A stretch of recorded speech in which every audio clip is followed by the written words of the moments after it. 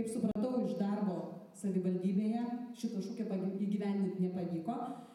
Įrengti paplūdimių stovyklavičių kempingų infrastruktūrą. Gal išvardinsite, kur tokie objektai jau įrengti? Gal pradėsiu nuo antrojo klausimo. Ačiū, klausimai tikrai geri ir tikslus. Kadangi nebuvome valdančioje koalicijoje, tai įrengti nepasisekė. O ar teikėt pasiūlymus? Pasiūlymus teikėm įvairius, bet tai jūs pavadinote kritiką. Taip kad nežinau, kas ta kritika yra, ar pasiūlymai, ar viešai. Čia tik lengvas komentaras apie tai. Taip, ačiū. Kviečiam prisistatyti Darių Valkauską, Lietuvos liberalų sąjūdis.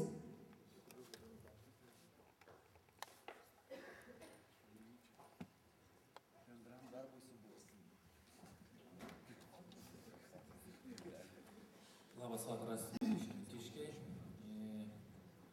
Lietuvos liberalų sąjūdis, Darius Valkauskas, gimęs, augęs ir gyvenantis Širvintose. Mes su savo komanda aktyvia, atvira, ruošiamės dirbti piliečių savivaldai. Kas tai yra piliečių savivalda? Tai tie žmonės, kurie patys tiesiogiai dalyvauja savivaldybės veikloje, aktyviai dalyvauja jų sprendimai priimami, taip pat jų pagalba, kai savivaldybė įsiklauso į žmonės, ko jiems pirmiausia reikia.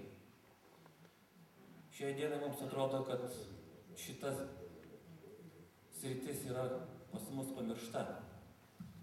Mes galvojame, kad mes tikrai galėsime suburti žmonės ir mes neiname kurti jokių koalicijų. Mes einam dirbti žmonėms ir nesvarbu, kas siūlo gerus sprendimus žmonėms rajono, kad tie sprendimai būtų priimti. Šiai dienai mes matome, jeigu pasiūlo opozicija, tie sprendimai dažnai blokuojami. Jeigu pasiūlo kiti, tai vėlgi pasipriešinimas. 2 kadencijas iš eilės, vienas ir tas pats. Pagal mane laikas atsipūsti mums patiems, dalyvauti tuose sprendimuose, skatinsime apklausas gyventojų, kad gyventojai patys būtent dalyvautų šituos sprendimuose. Kas yra pagrindas savivaldybės klestėjimo? Tai aišku verslas. Per verslą ateina pinigai. Skatinsime, kad verslas turėtų atėjęs naujas kuo daugiau nuolaidų.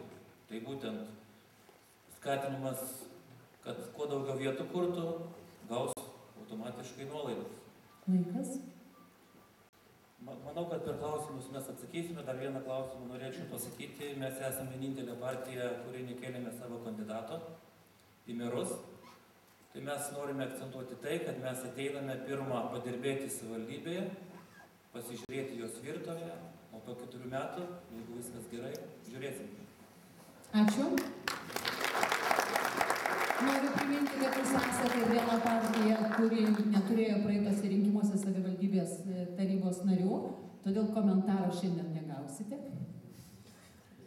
Kviečiu prisistatyti darbo partijos atstovą Liudmilą Braškienę. Prašom. Šiek tiek jaudinuosi dėl to, kad turiu tokią jaučiu atsakomybę už tai, kad turiu pristatyti savo partijos programą ir su mūsų lyderės, su kandidatės į merus programą, atstovauju misiją atsakinga. Iš tikrųjų, kaip buvo sakyta, kad mūsų ta programa, galbūt visų čia dalyvaujančių programa buvo labai plačiai viešinama, mūsų turbūt atpažįstamas yra tas leidinukas, kuris turėjo, kaip žinom, ir populiarumą, ir jūs turėjo galimybę susipažinti su kandidatais. Ir mūsų kredo dideli darbai prasideda nuo mažų. Tai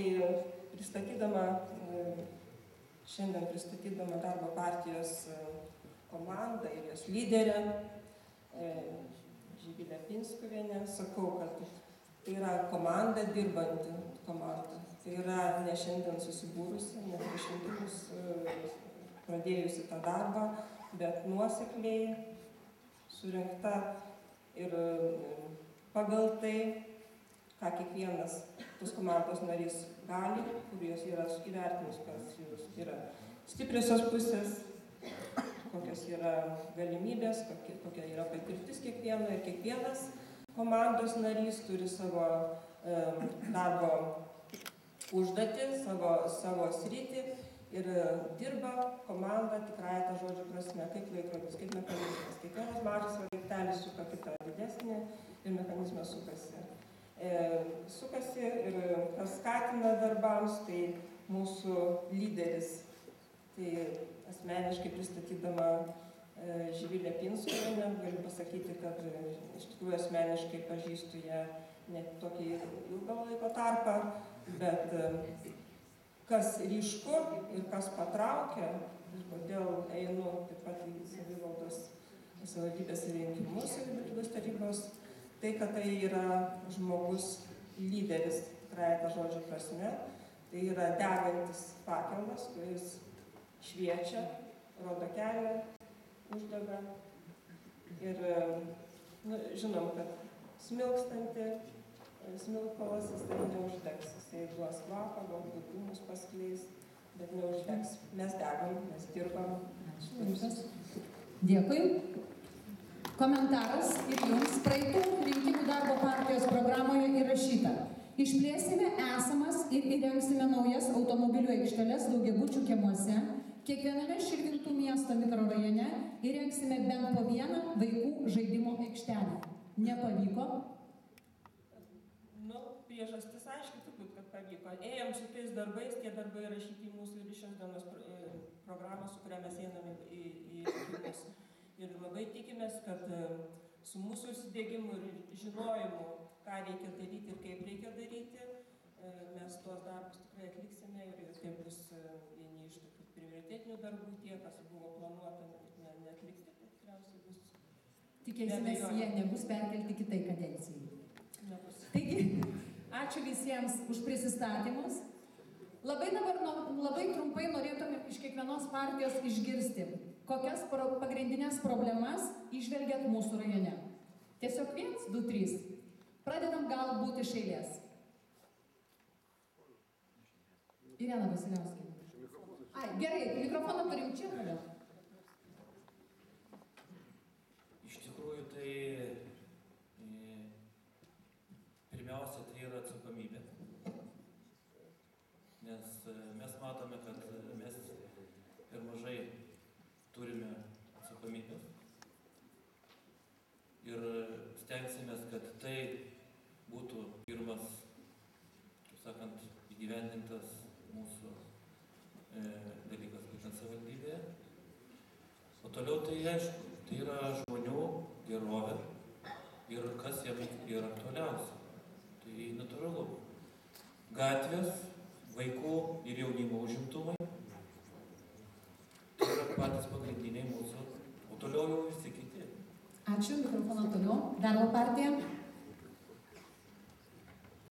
Darbo partija tikrai rengėsi rinkimams ir žino problemas, jas padarius yra net ir studija, žino, kaip jas spręsti yra, kiekviena yra suformuluoti uždaviniai konkretus ir čia mes ką pristatom, tai yra tik gairės ir į ką galima orientuotis ir ką mes kreipiam, tai mes galvojam, kad ryžtas yra pasiryžimas sugrąžinti pasitikėjimą savivaldą, kad įgauti tą tikrąją prasmę, kad mes turim pirmiausiai galvoti apie visos visuomenės, apie visos mūsų bendruomenės lūkesčius ir poreikius ir jos netidėliotinai spręsti, kad turėtumėm išskirti prioritetinės kryptis ir prioritetų, aš kaip pati asmeniškai sakau, kad jų negali būti 10, tai gali būti vienas kitas ir kiekvienam laikotarpiu savo prioritetus ir jį reikia spręsti.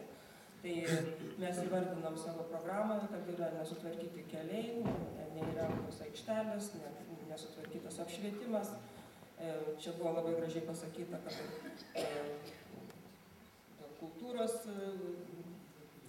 klausimų, kad tikrai aukštumoje mūsų, aš matau, kad aukštumoje tikrai rajonas turi garsinančių žmonių ne tik rajoną, bet ir Lietuvą, bet spręstinų problemų toj srityje. Tikrai, kai pakalbį su žmonėmis yra, jas reikia spręsti. Ačiū. Ačiū. Prašom, socialdemokratai. Taip, socialdemokratai, jiems yra sunku išskirti 3 pagrindinės problemas, todėl kad žinant, kas yra savivalda ir savivaldoje kiekvienam skyriui jų yra ne vienas ir ne 2 ir rūpinasi ir jiem yra prioritetas. Jeigu socialiniam skyriui yra socialiniai klausimai svarbus, jeigu infrastruktūros skyriui yra infrastruktūros klausimai svarbus, kitiem yra kiti. Todėl mes jau nebe pirmus metus dirbantis savivaldybės administracijoje tiek pat patardami ir tarybos nariams pakankamai sukaupę patirtį, žinome, kad reikalinga patys gyventojai, ką čia ir kalbėti, patys žino problemas, o jas spręsti reikalingas finansavimas. O finansavimas vėl atitinkamas mūsų biudžetas. Biudžetas palyginus su atitinkamo lygmens rajonu pas mus nėra didelis. Jeigu mes gausim didesnį, ieškosim investicijų, gausim didesnės pajamas, atitinkamai šiandien yra mažinamas mūsų dotacija. Todėl šito klausimu mums išvengiamai reikia bendrauti su dabartinė valstybės, taip sakant, valdžia ir siekti užsidirbtus pinigus, reiktų pasilikti, ta prasme, kad būtų galima pasilikti tos pinigus, jeigu mes labai gerai dirbame ir investuoti į mūsų rajoną. Todėl Ačiū, ačiū. Lietuvos Lenkų rinkimų akcija, prašom. Pirmiausia, savo programoje didelį prioritetą teikiame bendruomenėms ir jų vaidmeniui priimant sprendimus. Dėl to, būdama merė, mūsų partijos atstovai, kurie bus išrinkti į tarybą, sieks didesnio seniūnijo savarankiškumo visom prasmėm ir finansinio savarankiškumo, kadangi reikia sustiprinti ir seniūnaičių vaidmenį, ir bendruomenių, kaimo bendruomenių vaidmenį mieste. Mes turime visuomeninių organizacijų dirbančių ir veikiančių aktyviai, kad tie sprendimai priimti būtų tikrai aktualūs visai bendruomeniai. Taip pat iš daugelio susitikimų su bendruomenės atstovais galiu pasakyti, kad pagrindinės problemos, kurios akcentuojamos, tai yra kelių būklė, gatvių būklė mieste, kelių kaimiškų kaimo vietovėse, gatvių apšvietimas kaimiškose vietovėse iš tikrųjų labai silpnai atrodo ir taip tamsiai gana rajonas tamsiuoju paros metu. Taip pat reikia skirti dėmesį, iš išorės atrodo įstaigos jau neblogai. Aš kalbu apie švietimo įstaigas, bet modernizavimas viduje tikrai laukia daugelio švietimo įstaigų ir kultūros taip pat. Žinoma, kultūros centras irgi jau kelintus metus ir vis po truputį tik tą finansavimą te gauna. Daug yra sričių, aišku, bet pagrindinis prioritetas įvardinau, bet be abejo reikia dar ir dirbti socialiniai srity, kad mažinti ir bedarbystę. Tai pasiekiama tik kuriant naujas darbo vietas, aktyviai bendradarbiaujant tiek su darbo birža, tiek su valstybės aktyvaus darbinimo programuose. Ir tai, manau, tas sritis, kurioje dar galima padaryti daug. Ačiū. Ačiū labai. Jeigu ir nebūsiu išrinktas į savivaldybės tarybą, netapsiu meru, bet dėsiu visas pastangas, kad būsimi tarybos nariai, būsimas meras dėtų visas pastangas, suburtų iš visų partijų programų geriausius punktus ir juos įgyvendintų. Ne tai, kas parašyta gražiuose bukletuose su gražiom nuotraukom, labai spalvingai, tai viskas gražu, bet kad būtų įgyvendinta ir ta programa bendra būtų pakabinta savivaldybės matomiausioje vietoje ir tarybos nariai prieš balsavimą jaustų didelę atsakomybę. O prioritetą didžiausią skirčiau jaunų šeimų išsaugojimui, išlaikymui, pritraukimui į mūsų savivaldybę. Demografinė situacija blogėja katastrofiškai mūsų savivaldybė. Ir tik tai jaunos šeimos, jauni žmonės išgelbės ne tik mūsų savivaldybę, bet visą Lietuvą. Mes būsime pensininkai tikrai, arba esantys pensininkai tuoj, galbūt nesulauksime, negalėsim išmokėti, neturės kas išmokėti pensijas. Tik tai šitaip ir viršpelnį, ką savivaldybė daugiau surinks metų pabaigoje, skirti įsikūrimo išlaidom kompensuoti. Ar tai būtų palūkanos, ar tai būtų infrastruktūros kažkokios paslaugos, ar žemės sklypukas, ar kažkas tai. Vėlgi, taryba turėtų nuspręsti. Tik jauni žmonės, niekas kitas. Ačiū labai, kokias problemas mato mūsų meras. Dabar žodis suteikiamas Lietuvos valstiečių ir žaliųjų sąjungai. Prašom. Noriu pasakyti, kad nei darbai, nei problemos kadencijų neturi. Tai yra nuoseklumas ir nuosekliai vykdoma veikla. Dirbdami darnioj komandai, pasitardami su gyventojais, parengėme strateginį veiklos planą, kurį patvirtino taryba. Taigi, ką bežadėtume, kai bepieštume, tą strateginį veiklos planą turėsime įvykdyti, kurioje yra išdėstyta visos problemos ir tos problemos sugulė į prioritetus. Taigi prioritetai, kaip atitinka mūsų programos prioritetus, tai yra švietimas, kultūra, socialinės gerovės kūrimas, infrastruktūra ir aplinkos švarios išsaugojimas, tai yra infrastruktūra, tai yra keliai, gatvių apšvietimas. Jau tikriausiai miesto gyventojai pastebėjo, kad mūsų komanda gruodžio mėnesį ženkliai sutvarkė miesto apšvietimą, toliau į kaimiškas vietovės.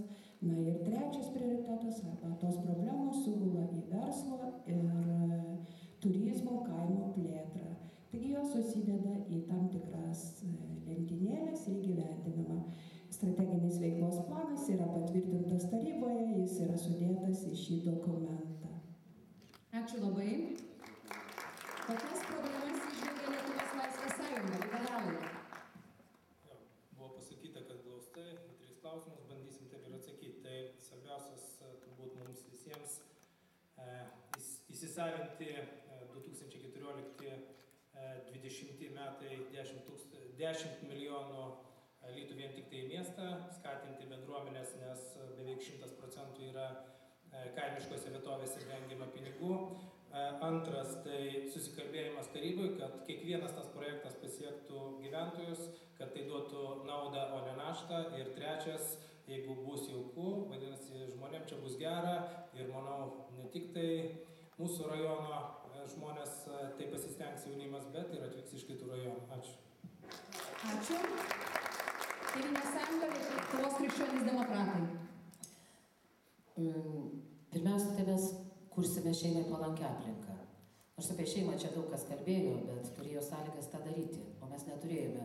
Todėl po 2 metų turėjome išeiti iš kadencijos. Nekritikuodami garsiai, bet išėjom tyliai. Tiesa, už tai ir gavom. Tai, kurdami šeimai palankę aplinką, matysime tai, ko dabartinė valdžia nemato.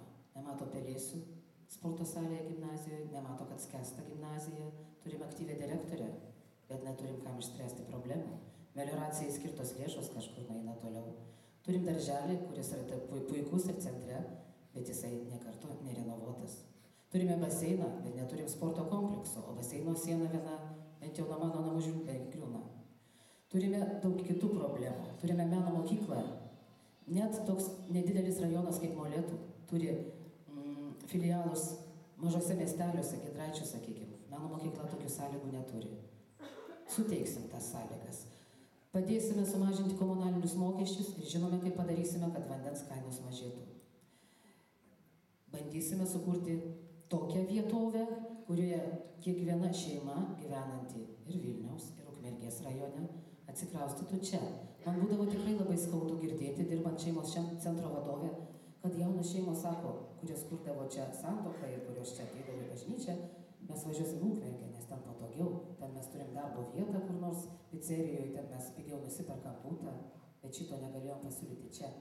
Arba jie būdavo Airijoje, arba Ukmergėje, arba Vilniuje.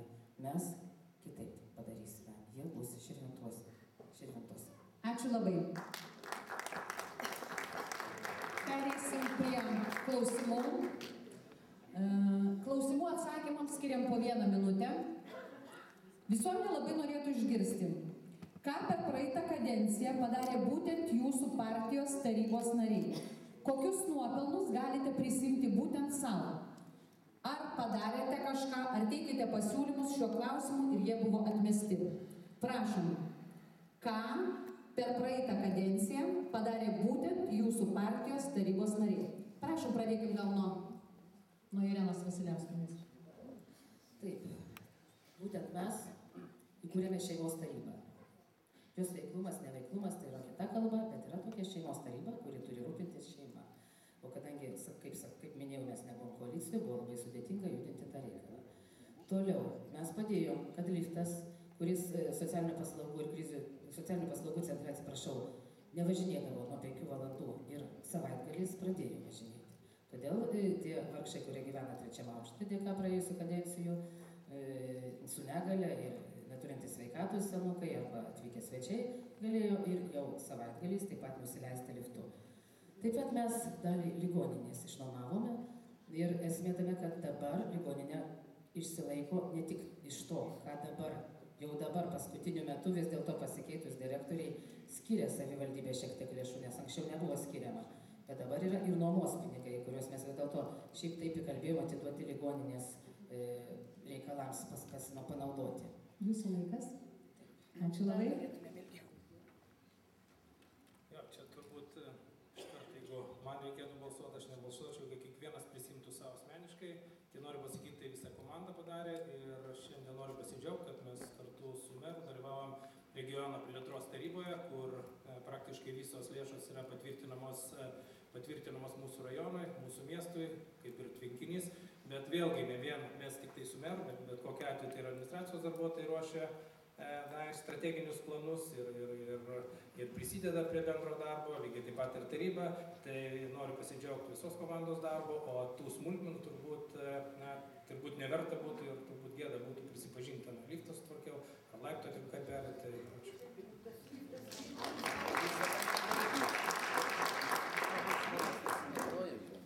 Lietuvos valstiečių ir žaliųjų sąjungos tarybos nariai kartu su visa dauguma ir administracija užtikrino darnų darbą, taigi per 4 metus mes nuosekliai vykdėm veiklą, užtikrinome tai, kad administracijos darbuotojai, kam jie priklausytų, kokiai politiniai partijai ar būtų kokios kompetencijos, mes dar nevykdėm darbus, pasiekti rezultatai iš tikro yra geri, kaip rodo tyrimai.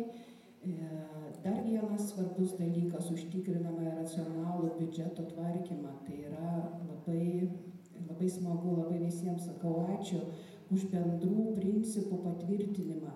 Nors biudžetas dar ir dabar 10 milijonų litų arba 3 daugiau negu milijono eurų mažesnis nesukur 2008 metais, bet mes visi išgyvenam iš tiek, kiek turime. Taigi aš visą laiką pasisakysiu ir tarybos nariai pasisako už darnų darbą komandoje. Ačiū Jums visiems. Ačiū labai. Kaip ir minėjo visi kolegos partneriai mūsų koalicijos, tai daug didelių ir mažų darbų padaryta. Didelius darbus tai visi mes matom.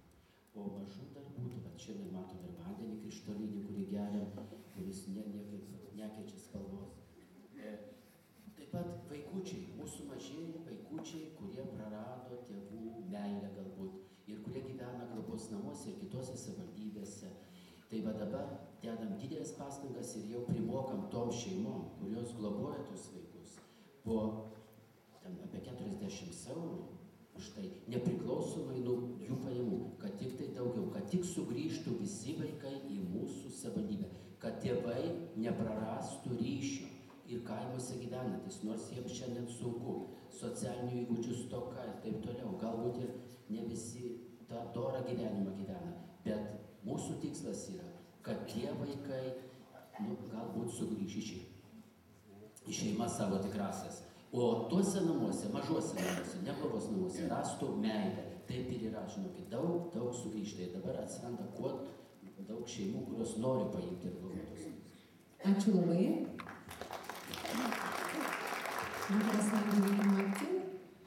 Labą vakarą. Pirmiausia, noriu pasakyti, kad tas laikotarpis mums buvo Lietuvos Lenkų rinkiminiai akcijai gana svarbus.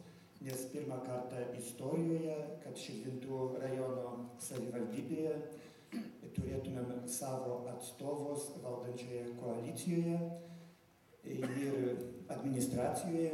Tikimės, kad ir toliau jūsų dėka būsime savivaldoje. Pavyzdžiui, aš asmeniškai esu nuo nepriklausomybės atkūrimo, tai jeigu kas atsimena ir čia įsėdinčio salėje, kad nuo statybos, netgi tokia buvo institucija, bet niekada neteko būti toje valdančioje pusėje. Ačiū visiems koalicijos partneriams, be abejo reikia padėkoti jo opozicijai, kad ji buvo. O kas yra padaryta? Yra padaryta tikrai daug, ypač jauniūnų seniūnijai, nors visada priimdavom sprendimus nuo rajono mastų, galvojant apie visus rajono gyventojus, bet tikrai per visų tą laikotarpį nepriklausomybės nebuvo tikrai jokio dėmesio mūsų seniūnijai, bet per tą laiką tikrai padarėm daug. Ačiū labai, matyt, tikrai padarėt labai daug, nes į 1 minutę jau nebesutelpat. Prašau. Na, aš norėčiau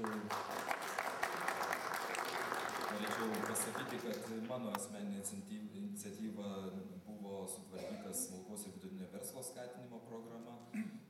Taip pat buvo įsteigtas jaunimo iniciatyvų rėmimo fondas. Taip pat padėjau įsteigti Kalnalogio gatvėje daugiabučio namo bendriją ir po to atsirado vėlgi daugiabučio namo bendrijų kompensavimo fondas ir visi kiti bendri darbai buvo daryti kartu su labai nuostabia ir gera komanda, kuriai iš tikrųjų dar kartą norėčiau padėkoti, taip pat norėčiau padėkoti ir savivaldybės administracijos darbuotojams, kurie labai prisidėjo prie visų šitų darbų. Ačiū labai. Darbo partija? Sakyčiau, matau, nesu nebuvau tarybos narė, bet vis tiek prisimsiu